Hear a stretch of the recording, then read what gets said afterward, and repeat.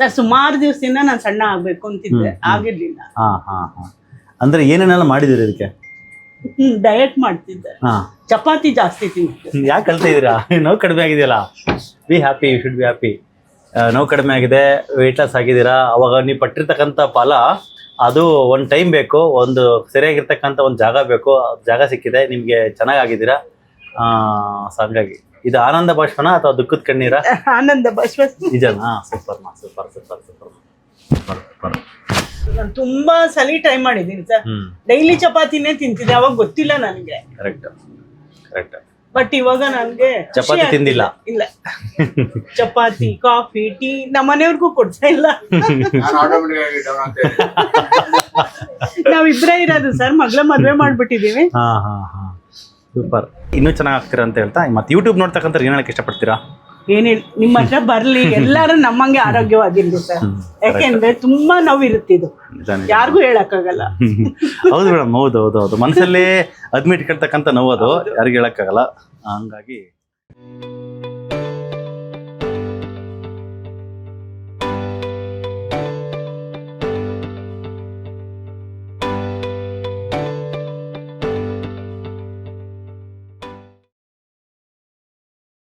ಐವತ್ತು ವರ್ಷ ಆದಮೇಲೆ ವೆಯ್ಟ್ ಲಾಸ್ ಆಗೋಕ್ಕೆ ಕಷ್ಟ ಅಂತ ಅಂತಾರೆ. ನಮ್ಮಲ್ಲಿ ಕಮಲಮ್ಮ ಅಂತ 54 ವರ್ಷ ವಯಸ್ಸವರು 14 kg ವೆಯ್ಟ್ ಲಾಸ್ ಆಗಿದ್ದಾರೆ.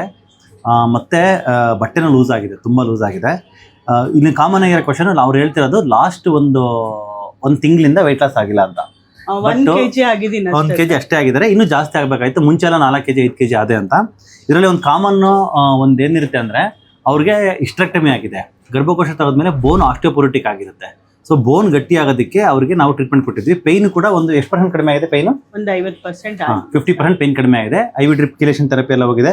ಬೋನ್ ಗಟ್ಟಿ ಆದಂಗೆ ಬೋನಲ್ಲಿ ಕ್ಯಾಲ್ಸಿಯಮ್ ಮತ್ತು ಟ್ರೇಸ್ ಮಿನರಲ್ಸ್ 18 ಟ್ರೇಸ್ ಮಿನರಲ್ಸ್ ಎಲ್ಲ ಡೆಪಾಸಿಟ್ ಆಗ್ತಾ ಬೋನ್ನ ವೆಯ್ಟ್ ಕೂಡ ಜಾಸ್ತಿ ಆಗುತ್ತೆ.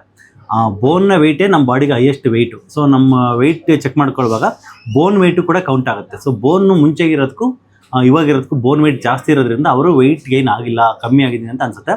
ಬಟ್ ಅದನ್ನ ನೀವು ಕ್ರಾಸ್ ಚೆಕ್ ಮಾಡ್ಕೊಳ್ಬೇಕು. ಹೆಂಗೆ ಅಂದರೆ, ನಿಮಗೆ ಇಂಚ್ ಲಾಸ್ ಆಗಿರುತ್ತೆ ಮತ್ತು ಆಕ್ಟಿವಿಟಿ ಲೆವೆಲ್ ಜಾಸ್ತಿ ಇರುತ್ತೆ. ಮುಂಚೆಗಿನ ಆಕ್ಟಿವ್ ಆಗಿದ್ದೀರಾ? ಜಾಸ್ತಿ ಆಕ್ಟಿವ್ ಆಗಿದ್ದೀನಿ, ಎಕ್ಸರ್ಸೈಸ್ ಎಲ್ಲ ಮಾಡ್ತೀನಿ. ಎಲ್ಲ ಮಾಡ್ತಾ ಇದ್ದೀರಾ? ಕೆಳಗಡೆ ಕೂತ್ಕೊಂಡ್ರೆ ಸರ್ ಇದು ಸ್ವಲ್ಪ ನೋವು. ಬಟ್ಟೆ ಲೂಸ್ ಆಗ್ತಾ ಇದೆಯಾ? ತುಂಬಾ ಆಗಿದೆ, ಬಟ್ಟೆ ಲೂಸ್ ಆಗ್ತಾ ಇದೆ, ತುಂಬಾ ಆಗಿದೆ.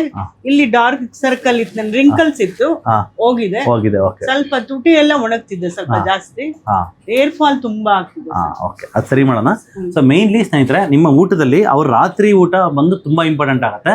ರಾತ್ರಿ ಏನ್ ಊಟ ಮಾಡ್ತಾರೆ ಅಂತ ನೋಡೋಣ. ರಾತ್ರಿ ಏನ್ ತಗೊಂತೀರಿ ಊಟ? ಸರ್ ವಾಲ್ನಟ್ ತೊಳ್ತೀನಿ, ಬಾದಾಮಿ ತೊಳ್ತೀನಿ, ಕಡಲೆಕಾಯಿ ಬೀಜ, ತೆಂಗಿನಕಾಯಿ ಅಷ್ಟೇ, ಕಂಪಲ್ಸರಿ ಅಷ್ಟೇ ತಗೊಳ್ಳಿ. ಇಲ್ಲ ಅಂದ್ರೆ 14 kg ವೆಯ್ಟ್ ಲಾಸ್ ಮಾಡಿರೋದ್ರೆ ಇದರಿಂದಾನೆ ನೀವು ಮಾಡಿರೋದು. ಡೇ 1 ಇಂದ ಅದೇ ಡಯಟ್ ಇದೆ.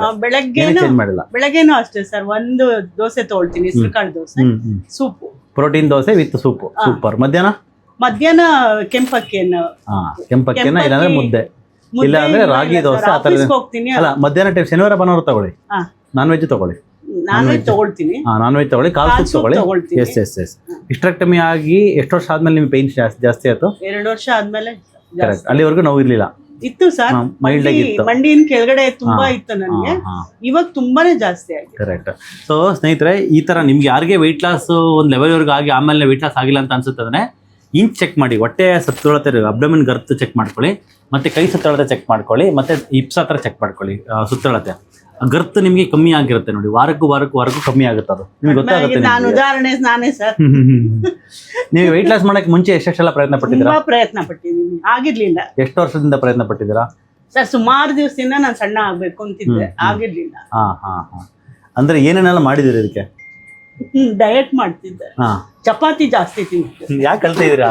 ನೋವು ಕಡಿಮೆ ಆಗಿದೆಯಲ್ಲ, be happy, you should be happy. ನೋವು ಕಡಿಮೆ ಆಗಿದೆ, ವೆಯ್ಟ್ ಲಾಸ್ ಆಗಿದ್ದೀರಾ. ಅವಾಗ ನೀವು ಪಟ್ಟಿರ್ತಕ್ಕಂಥ ಫಲ ಅದು ಒಂದು ಟೈಮ್ ಬೇಕು, ಒಂದು ಸರಿಯಾಗಿರ್ತಕ್ಕಂಥ ಒಂದು ಜಾಗ ಬೇಕು, ಜಾಗ ಸಿಕ್ಕಿದೆ, ನಿಮಗೆ ಚೆನ್ನಾಗಿದ್ದೀರಾ. ಹಂಗಾಗಿ ಇದು ಆನಂದ ಭಾಷ್ಪನ ಅಥವಾ ದುಃಖದ ಕಣ್ಣೀರ? ಆನಂದ ಭಾಷ್ಪ.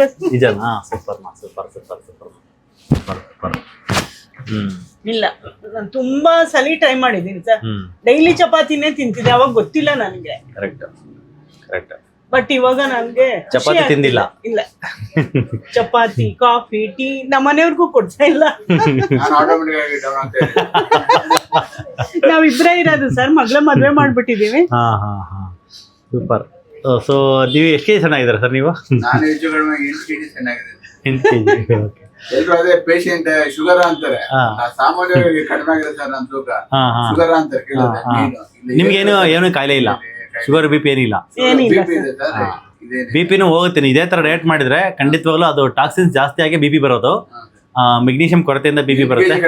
8 ಕೆಜಿ ಚೆನ್ನಾಗಿದೆ ಅಂದ್ರೆ ಮತ್ತೆ ನಿಮ್ಗೆ ಲೈಫಲ್ಲೇ ಶುಗರ್ ಬರಲ್ಲ. ಹಂಗಾರೆ ಲೈಫಲ್ಲಿ ಶುಗರ್ ಬರಲ್ಲ, ಮತ್ತೆ ಯಾವುದೇ ರೀತಿಯಾಗಿರ್ತಕ್ಕಂಥ ಈ ಮಂಡಿ ನೋವು ಸೊಂಟ ನೋವು ಎಲ್ಲ ಬರಲ್ಲ. ಎಲ್ಲ ಬರೋದು ಚಪಾತಿಯಿಂದ. ಮತ್ತೆ ನಾವೇನೋ ಆರೋಗ್ಯ ಅಂತ ಮೇಡಮ್, ಆರೋಗ್ಯ ಅಂತ ನೀವ್ ಏನೇನು ತಿಂತಾ ಇದ್ರಿ ಮೇಡಮ್ ಫುಡ್ ಅವಾಗ ಮುಂಚೆ ಸಣ್ಣ ಆಗಕ್ಕಂತ ಏನೇನು ತಿಂತಾ ಇದ್ರಿ? ತಿಂದ್ರೆ ಸರ್ ನಾವು ತರಕಾರಿನೂ ಆರ್ಗ್ಯಾನಿಕ್ ಇಂದಾನೆ ತರಿಸ್ತಿದ್ದೆ. ಓಕೆ. ಮೊದ್ಲೆಲ್ಲ ಚಪಾತಿ ಮತ್ತೆ ಎಣ್ಣೆನು ಕಡಲೆಕಾಯಿ ಎಣ್ಣೆ ಆರ್ಗ್ಯಾನಿಕ್ ತರಿಸ್ತಿದ್ದೆ ಸರ್. ಯಾವ ಎಣ್ಣೆ? ಕಡಲೆಕಾಯಿ ಎಣ್ಣೆ. ಅಷ್ಟೇ ಮೇಡಮ್ ಪ್ರಾಬ್ಲಮ್. ಈ ಕೊಬ್ಬರಿ ಎಣ್ಣೆ, ತುಪ್ಪ, ಬೆಣ್ಣೆ. ಸೂಪರ್. ಕೊಬ್ಬರಿ ಎಣ್ಣೆ, ತುಪ್ಪ, ಬೆಣ್ಣೆ, the most signature oil to be used are these. Sir ನಾನು ಆಫೀಸಲ್ಲಿ ಬರೀ ನಿಮ್ ಯೂಟ್ಯೂಬ್ ನೋಡ್ಕೊಂಡು ಸುಮಾರು ಎಕ್ಸರ್ಸೈಸ್ ನಾನೇ ಅಳವಡಿಸ್ಕೊಂಡಿದೀನಿ. ಅದರಲ್ಲಿ ಕೂತ್ಕೊಳ್ಳೋದು, ಎದ್ದೋಳೋದು ಮಾಡೋದ್ರಿಂದ ಸ್ವಲ್ಪ ಕಾಲ್ ನೋವು ಜಾಸ್ತಿ ಆಗಿದೆ ಈಗ. ಬಸ್ಕಿ ಹೊಡಿಯೋದು ಅದೆಲ್ಲ ಮಾಡ್ಕೊಳ್ತೀನಿ ನಾನೇ.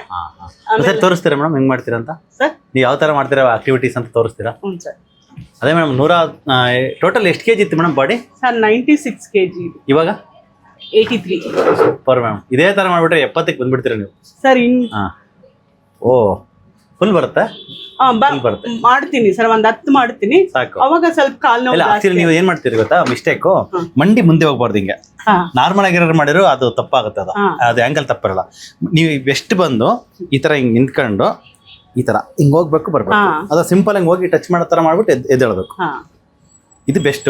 ಮಂಡಿ ಅದು ಕಾಲ್ ಇದೆಯಲ್ಲ, ಲೆಗ್ ಹಿಂದೆ ಹೋಗ್ಬಾರ್ದು, ಮುಂದೆ ಬರ್ಬಾರ್ದು. ಅದಕ್ಕೆ ಕೊಟ್ಬಿಡಿ ಅದು. ಆಮೇಲೆ ಅದೇ ಗದೆ ಎಕ್ಸರ್ಸೈಸ್ ಮಾಡ್ತೀನಿ ಸರ್. ರಿಯಲಿ ಗದೆ ತಗೊಂಡಿದ್ದೀರಾ? ಸೂಪರ್. ಎಷ್ಟು ಕೆಜಿ ಇದು? 2 kg. ತೋರಿಸ್ತೀರಾ ಹೆಂಗ್ ಮಾಡ್ತೀರಾ ಅಂತ? Super madam, perfect. ಇದೆಲ್ಲ ಹೋಗ್ಬಿಡುತ್ತೆ ನಿಮ್ಗೆ? ತುಂಬಾ ಕಡಿಮೆ ಆಗಿದೆ ಸರ್. ಇದೆಲ್ಲ ಹೋಗುತ್ತೆ ಸರ್? ಖಂಡಿತ ಹೋಗುತ್ತೆ. ಯಾಕೆ ಹೋಗಲ್ಲ? ನಿಮ್ ಬಾಡಿ ನಿಮ್ಗೆ ಚೆನ್ನಾಗಿ ರೆಸ್ಪಾನ್ಸ್ ಮಾಡ್ತಾ ಇದೆ. ಇನ್ನೊಂದು ಹೇಳ, ನಿಮ್ದು ರಿಪೋರ್ಟ್ ಒಂದು ತೋರಿಸ್ಬೇಕು ನಮ್ಮ ವೀಕ್ಷಕರಿಗೆ. ಫ್ಯಾಟಿ ಲಿವರ್ ಗ್ರೇಡ್ 2 ಇತ್ತು. ಇದರಿಂದ ನಿಮ್ಗೆ ವೆಯ್ಟ್ ಲಾಸ್ ಆಗ್ತಾ ಇರ್ಲಿಲ್ಲ. ಫ್ಯಾಟಿ ಲಿವರ್ ಇದ್ಬಿಟ್ರೆ ವೆಯ್ಟ್ ಲಾಸ್ ಆಗಲ್ಲ. ಇವಾಗ ಬಂದು ಗ್ರೇಡ್ 1 ಆಗಿದೆ. ಗ್ರೇಡ್ 1. ಇದೇ ತರ ಡಯಟ್ ಮಾಡ್ಬಿಟ್ರೆ ಗ್ರೇಡ್ 0 ಆಗ್ಬಿಡುತ್ತೆ. ಅವಾಗ ಇನ್ನೂ ವೆಯ್ಟ್ ಲಾಸ್ ಆಗ್ತೀರಾ. ಅವಾಗ ಹೆಂಗಿರುತ್ತೆ ನಿಮ್ಮ ಬಾಡಿ ಅಂದ್ರೆ, ಗರ್ಭಕೋಶ ತೆಗೆಯಕ್ಕೆ ನಾನು 10 ವರ್ಷ ಮುಂಚೆ ಹೆಂಗಿತ್ತಲ್ಲ, ಆ ಸ್ಟ್ರೆಂತ್, ಆ ಲವಲವಿಕೆ ಇವಾಗ ಆಕ್ಚುಲಿ ಬಂದಿದೆ. ನಿಮಗೆ ಸಿಗ್ನಿಫಿಕೆಂಟ್ ಗೊತ್ತಾಗ್ತದೆ. ಒಂದು 50% ಮೇಲೆ. ಅವಾಗ ಫಸ್ಟ್ ವಿಸಿಟ್ ನಿಮಗೆ ಬಂದಲ್ಲ, ಅವಾಗ ತೇಲಾಡ್ತಿದ್ದೆ ಒಂದೇ ವಿಸಿಟ್ಗೆ. ಸೆಕೆಂಡ್ ವಿಸಿಟ್ ಅಲ್ಲಿ ಸ್ವಲ್ಪ ಇದಾಯ್ತು ನನ್ಗೆ. ಆ ಟ್ರೀಟ್ಮೆಂಟ್ ಚೆನ್ನಾಗಿ ಅನ್ನಿಸ್ತು ನನ್ಗೆ ಫಸ್ಟ್ ವಿಸಿಟ್ ಮಾತ್ರ. ಆ ಟ್ಯಾಬ್ಲೆಟ್ ತಗೊಂಡ್ಮೇಲೆ ಹೇಳ್ದೆ ನಮ್ಮ ಮನೆಯವ್ರಿಗೆ, ಫುಲ್ ಕ್ಯೂರ್ ಆದಂಗ ಆಗ್ಬಿಟ್ಟಿದೆ ನನ್ಗೆ. ಆಮೇಲೆ ಹೌದು, ಯಾಕಂದ್ರೆ ಅದು ಹಿಸ್ಟೆಕ್ಟಮಿ ಮಾಡಿರ್ತಾರೆ. ನಿಮಗೆ ಬಾಡಿ ಫುಲ್ ವೀಕ್ನೆಸ್ ಅನ್ಸುತ್ತೆ. ಒಂದು ವಿಟಮಿನ್ ಸಿ ಇಂಜೆಕ್ಷನ್ IV ಹೋಗ್ಬಿಟ್ರೆ ಬಾಡಿಗೆ ತುಂಬಾ ಚೇಂಜಸ್ ಬಂದಂಗೆ ಅನ್ಸುತ್ತೆ. ಆಮೇಲೆ ಅದು ಕೊಟ್ಟಿರ್ತಕ್ಕಂಥ ಎಲ್ಲ ಅದು ಬೋನ್ಗೆ ಅಬ್ಸರ್ವ್ ಆಗುತ್ತೆ, ಬೋನ್ಗೆ ಯೂಸ್ ಮಾಡ್ಕೊಳತ್ತ ಅದನ್ನ ಅಷ್ಟು. ಯಾಕಂದ್ರೆ ಅಷ್ಟು ಹೆಂಗಂದ್ರೆ ಬರಡು ಭೂಮಿಗೆ ಒಂದ್ಸರಿ ಮಳೆ ಬಂದ್ಬಿಟ್ರೆ, ಮಳೆ ಬಂದ್ರೆ ಅವತ್ತಿಗೆ ಖುಷಿ ಅದು. ಬಟ್ ಅದು ಎಲ್ಲನೂ ಅಲ್ಲ, ಇನ್ನೂ ಅದೇ ತರ ಕಂಟಿನ್ಯೂಸ್ ಮಳೆ ಬರಬೇಕು.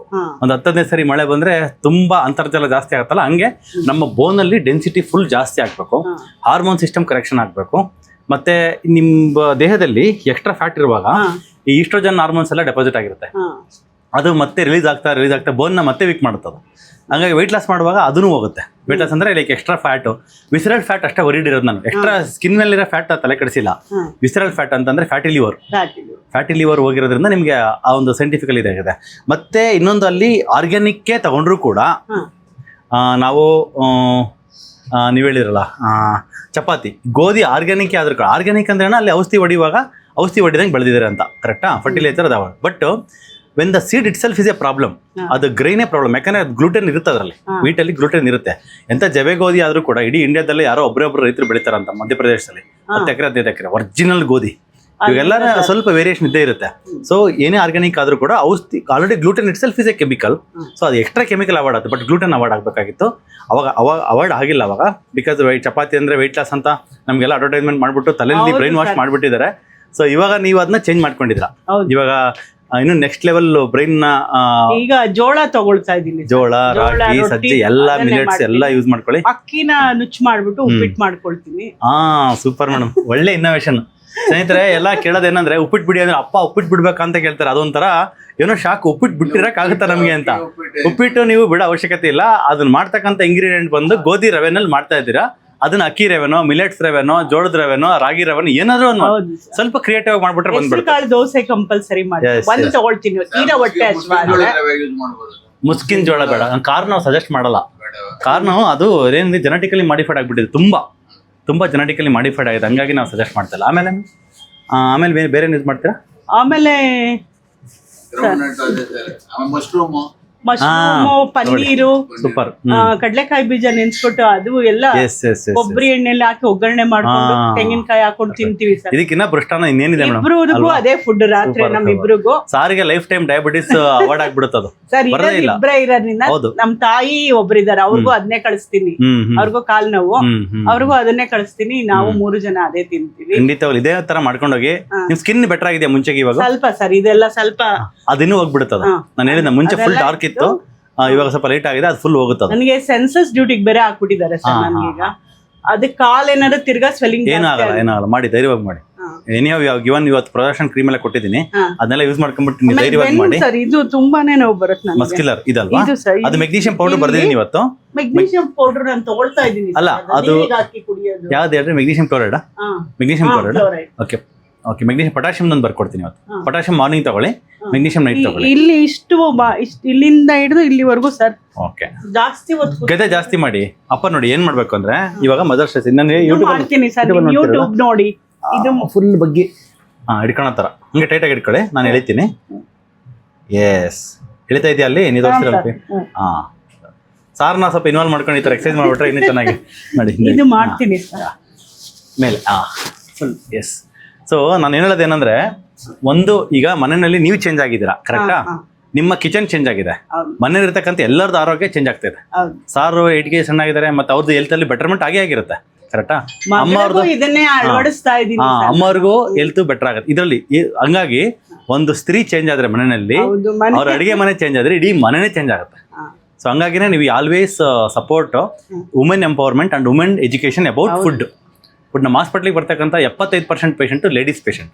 ಯಾಕಂತಂದ್ರೆ ಅವ್ರಿಗೆ ಎಲ್ಲರಿಗೂ ಅವ್ರಿಗೆ ತುಂಬಾ ನೋವು ಅನ್ಭವಿಸೋದು ಅವರೇ, ತುಂಬಾ ಎಕ್ಸ್ಪ್ರೆಸ್ ಮಾಡ್ಕೊಂಡೇ ಇರೋದು ಅವರೇ, ತುಂಬಾ ಅದ್ಮಿಟ್ಕೊಳ್ತಾರೆ. ಬಟ್ ಒಂದು ಲೆವೆಲ್ವರೆಗೂ ಆದ್ಮೇಲೆ ಅವ್ರು ತರ್ಕೊಳಕ್ ಆಗಲ್ಲ. ಸೊ ಅವಾಗ ನೋವನ್ನ ಹೇಳ್ಕೊಂಡು ಕ್ಲಿಯರ್ ಆದ್ಮೇಲೆ ಅವ್ರಿಗೆ ಅವ್ರು ಚೇಂಜ್ ಆದ್ಮೇಲೆ ಮತ್ತೆ 4 ಜನಕ್ಕೆ ಹೇಳೋದು ಅವರೇ. ಈಗ ಲೇಡೀಸ್ ಕ್ಲಬ್ ಪಾರ್ಕ್ಗಳಲ್ಲಿ ಸಿಕ್ಕಾಗ ಅವ್ರು ತುಂಬಾ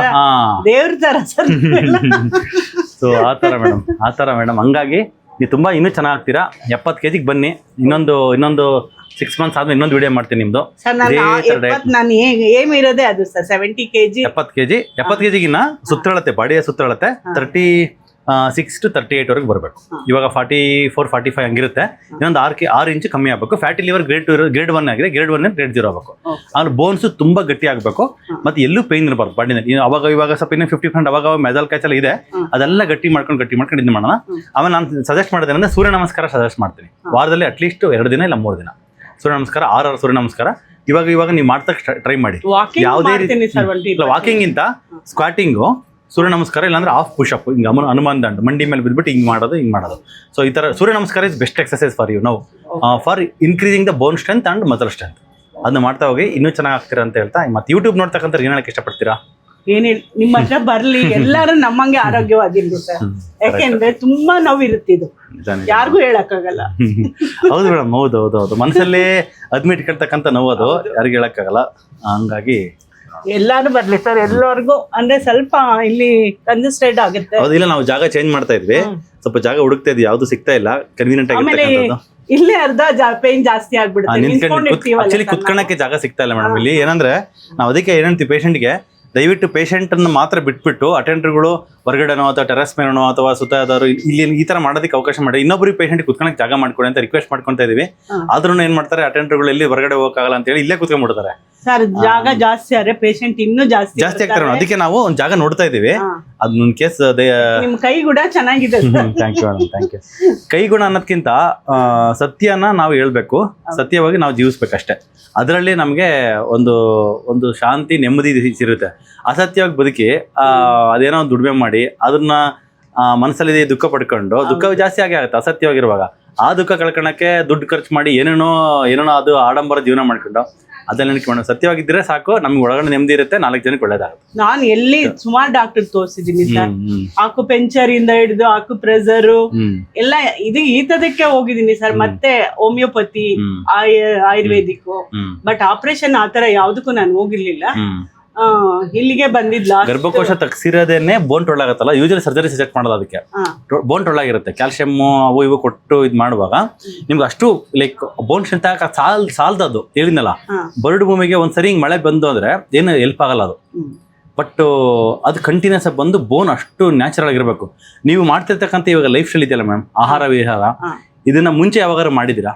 ಇಲ್ಲ ಸರ್, ಮುಂಚೆ ಯಾವಾಗಲೂ ಮಾಡಿ. ಇವಾಗ ಆಗತ್ತಾ ಅನ್ಕೊಂಡಿದ್ದೆ, ಯಾಕಂದ್ರೆ 10 ಗಂಟೆಗೆ ನಾನು ಆಫೀಸ್ಗೆ ಹೋಗ್ಬೇಕು, ಮತ್ತೆ 6 ಗಂಟೆಗೆ ಬರೋದು, ಎಲ್ಲ ಪ್ಯಾಕ್ ಮಾಡ್ಕೊಂಡು ಅವ್ರಿಗೂ ಮಾಡಿ ಇಟ್ಬಿಟ್ಟು ನಾನು ಹೋಗ್ಬೇಕು, ತಿರ್ಗಾ 6 ಗಂಟೆಗೆ ಬಂದು ತಿರ್ಗಿ ನಾನ್ ಪ್ರಿಪೇರ್ ಮಾಡ್ಕೋಬೇಕು. ಸೊ ಇದೇನ್ ಲೈಫ್ ಸ್ಟೈಲ್ ಇದೆಯಲ್ಲ ನಿಮ್ದೇನು ಆಹಾರ ವಿಹಾರ ಪದ್ಧತಿ, ಇದನ್ನ ಹೀಗೆ ಇಟ್ಕೊಳ್ಳಿ, ಇದು ಹಿಂಗೆ ಕಂಟಿನ್ಯೂ ಮಾಡಿ. ಇನ್ನ 1 ವರ್ಷ ಆಗಲಿ 2 ವರ್ಷ ಆಗಲಿ 10 ವರ್ಷ ಹಿಂಗೆ ಕಂಟಿನ್ಯೂ ಮಾಡಿ, ಆಗತ್ತಲ್ಲ ಮಾಡಕ್ಕೆ. ಇದೇ ತರ ಮಾಡ್ಬಿಟ್ರೆ ಇನ್ನ 20 ವರ್ಷ 30 ವರ್ಷ ಆದ್ರೂ ನೀವು ಹಿಂಗೆ ಇರ್ತೀರ ಮೇಡಮ್. ಸೀರಿಯಸ್ಲಿ ವಯಸ್ಸಾಗದೆ ಬಿಕಾಸ್ ಆಫ್ ಕೆಟ್ಟ ಫುಡ್ ಇಂದ.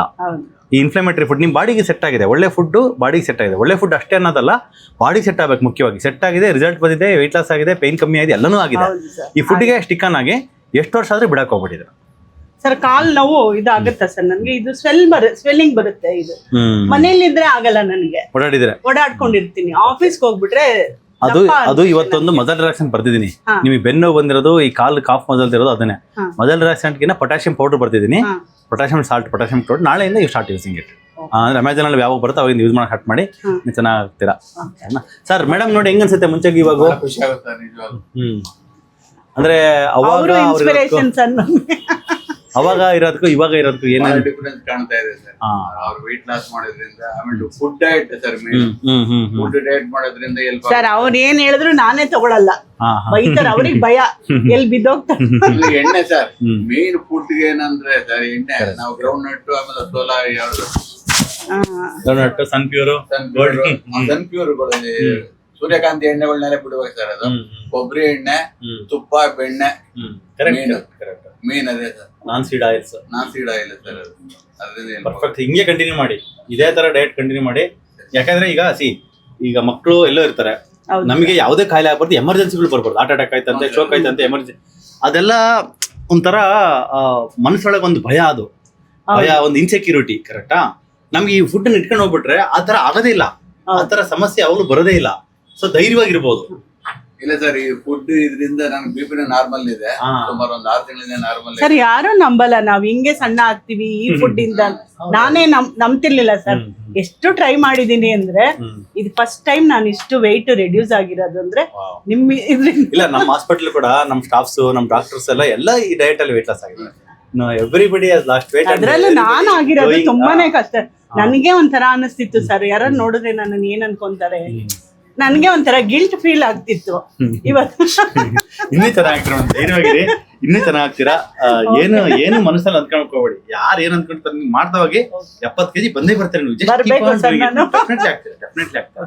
ಅದೇನಿಲ್ಲ, ಯಾಕಂದ್ರೆ ವಿಜ್ಞಾನ ಅದು ವರ್ಕ್ ಆಗಾಯ್ತು. 1+1=2 ಹೆಂಗೋ ಅದೇ ತರ ನಮ್ಮ ಬಾಡಿಗೆ ಏನ್ ಬೇಕಾದ್ ಕೊಟ್ರೆ ನಮ್ಮ ಬಾಡಿಗೆ ನಮ್ಗೆ ಹೆಂಗ್ ಇಡ್ಬೇಕಾಗ ಚೆನ್ನಾಗಿಡುತ್ತೆ ನಮ್ಮ ದೇಹ.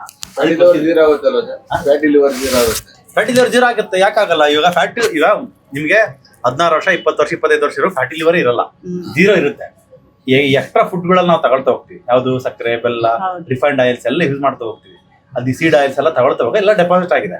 ಇವಾಗ ಗ್ರೇಡ್ 2 ಇರೋದು ಗ್ರೇಡ್ 1 ಬಂದಿದೆ ಅಂದ್ರೆ ಗ್ರೇಡ್ 1 ಗ್ರೇಡ್ 0 ಆಗ್ಲೇಬೇಕು ಸರ್. ಹಣ್ಣೇನು ತಗೊಳ್ಳೋದು ಬೇಡ. 100% ಫ್ರಕ್ಟೋಸ್ ಅವಾಯ್ಡ್ ಮಾಡಿ. ಇವಾಗ ಫ್ಯಾಟಿ ಲಿವರ್ ಜೀರೋ ಆದ್ಮೇಲೆ ಮತ್ತೆ ತಗೋದು. ಅವಾಗ ಒಂದು ಯಾವಾಗಾರು ಲೆಸ್ ಫ್ರಕ್ಟೋಸ್ ಇರ್ತಕ್ಕಂಥ ಫುಡ್ ಲೈಕ್ ಬಟರ್ ಫ್ರೂಟ್, ದಾಳಿಂಬೆ, ಗುವಾ ಅದೆಲ್ಲ ಯೂಸ್ ಮಾಡುವಂತ. ಇವಾಗ ಸದ್ಯಕ್ಕೆ ಬೇಡ. ಹುರುಳಿಕಾಳೆಲ್ಲ ತಗೋ. Yes all legumes, all pulses ಎಲ್ಲಾನು ತಗೊಳ್ಳಿ. ಎಲ್ಲ ಲೈಕ್ ಹೈ ಪ್ರೋಟೀನ್, ಅದು ಹೈ ಪ್ರೋಟೀನ್. ಕಡಲೆಕಾಳು ಜಾಸ್ತಿ ಯೂಸ್ ಮಾಡ್ತೀವಿ. ಯಾವುದೇ ಏನೇ ಯೂಸ್ ಮಾಡಿದ್ರು like healing type of doctors recommend ಮಾಡೋದೇನಂದ್ರೆ ಅಂದ್ರೆ ಅದನ್ನ ಒಂದಿನ ಸೋಕ್ ಮಾಡ್ಬಿಡಿ, ಮತ್ತೆ 3 ದಿನ ಮೊಳಕೆ ಬರ್ಸ್ಬಿಟ್ಟು. ಅಲ್ಲ ಮೆಂತ್ಯ ಒಂದೇ ಅಲ್ಲ, ಎಲ್ಲಾ ಕಾಳು, ಇವನ್ ಹುಳಿಕಾಳು ಅಷ್ಟೇ. ಹುಳಿಕಾಳು, ಕಡಲೆಕಾಳು, ಶೇಂಗಾ ಎಲ್ಲಾನು ಅಷ್ಟೇ ಮೊಳಕೆ ಬರ್ಸ್ಕೊಂಡ್ಬಿಟ್ಟು ತಿಂದ್ರೆ ಅದ್ರ ಪವರೇ ಬೇರೆ. ಫುಲ್ ಶಕ್ತಿ ಬಂದ್ಬಿಡ್ತದೆ. ಸಸ್ಯ ಆಗಿ ಚೇಂಜ್ ಆಗೋ ಟೈಮಲ್ಲಿ ನಾವು ಬಾಡಿ ಕೊಟ್ರೆ ಅದನ್ನ ಅದ್ರ ಫುಲ್ ಎನರ್ಜಿ ನಮಗೆ ಬರುತ್ತೆ. ಜೋಳ ಬೇಡ ಅಂತೀರಾ ಸರ್? ಎಲ್ಲಾನು ಯೂಸ್ ಮಾಡಿ. ಜೋಳ, ರಾಗಿ, ಸಜ್ಜೆ, ಅಲ್ಲ ಸರ್, ನವಣೆ, ಜೋಳ ಎಲ್ಲ ಅಂದ್ರೆ ಸಿರಿಧಾನ್ಯಗಳೆಲ್ಲ ಯೂಸ್ ಮಾಡಿ. ಮೆಕ್ಕೆಜೋಳ ಬೇಡ. ಮೆಕ್ಕೆಜೋಳ. ಜೋಳ ಬೇಡ. Sweet corn sir. ಅದೇ ಸ್ವೀಟ್ ಕಾರ್ನ್ ಬೇಡ, ಯಾಕಂದ್ರೆ ದಟ್ ಇಸ್ 100% GMO, ಅದು ಕಂಪ್ಲೀಟ್ ಹೈಬ್ರಿಡ್. ಅದು ಅದನ್ನ ಆರ್ಗಾನಿಕಲಿ ಔಷಧಿ ಇಂದಾನೆ ತರಸದ್ದು ಸರ್. ಅಲ್ಲ, ಅದೇ ಆರ್ಗಾನಿಕಲಿ ಔಷಧಿ, ಅದನ್ನ ಹೇಳ್ತಾ ಇದ್ದೆ. ಆರ್ಗಾನಿಕಲಿ ಔಷಧಿ ಹಾಕ್ದಂಗ್ ಬೆಳೆದ್ರು ಕೂಡ ಅದ್ರೊಳಗಡೆ ಹೆಂಗಿರುತ್ತೆ ಅಂದ್ರೆ the seed it self is already modified, genetically modified ಅದು. ಸೊ ಈಗ ಸೋಯಾಬೀನ್ ಅದು ಆರ್ಗಾನಿಕಲಿ ಬೆಳೆದ್ರು ಕೂಡ ಆ genetic, that is A lab made. ಅದು ನಮ್ಮ ಬಾಡಿಗೆ ಎಷ್ಟು ಹೋದ್ರೂ ಕೂಡ ನಮ್ಮ ಕಣ್ಣಲ್ಲಿ ಇನ್ಫ್ಲಮೇಷನ್ ಮಾಡೋದು. ಹಂಗಾಗಿ ಇವನ್ ಬೇಡ, ಬಿಟ್ಬಿಟ್ಟು ಎಲ್ಲ ನ್ಯಾಚುರಲ್ ಇರತಕ್ಕಂಥ ಎಲ್ಲ ಇದೆ. ಓಕೆನಾ? Okay, thank you sir.